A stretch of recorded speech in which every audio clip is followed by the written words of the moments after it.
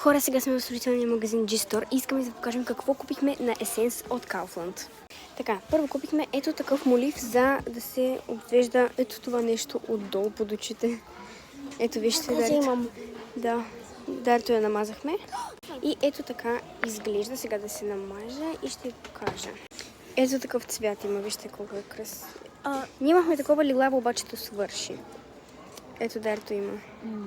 Следващото нещо е ето такъв молив за усни в 303 цвят. Аз имах абсолютно същото, все още го имам, само че той остана ето толкова малко, а ми беше любим, буквално любим. Навсякъде излизах с него и затова реших да купим нов. И най-накрая имам нов такъв. Хора, между другото, днеска цял ден си пее ето тази песен, която и вие можете да си я пуснете, казва се само лято. Всеки ден искам да е само лято, искам да ни бъде яко. Всеки ден. Днеска много си е пея. Ето в такъв цвят е, чакайте.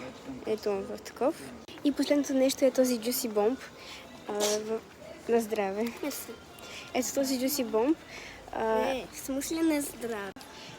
Ето такъв. Това е такъв топящ се глад, който аз много време исках.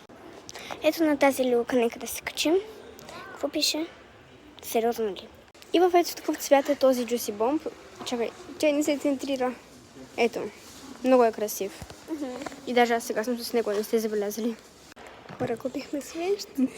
Избрахме си една свещ за нашата стая. Много хубаво. Миришна лавандула, много е хубава. Между другото е тази свеща. Миришна хубава лавандула. Какичката ми каза, да, взимайте. Какичката й казала, да, взимайте. Защото аз не знае дали е маркирана или не. И това беше край на видеото. Чао, чао на всички. Бай-бай!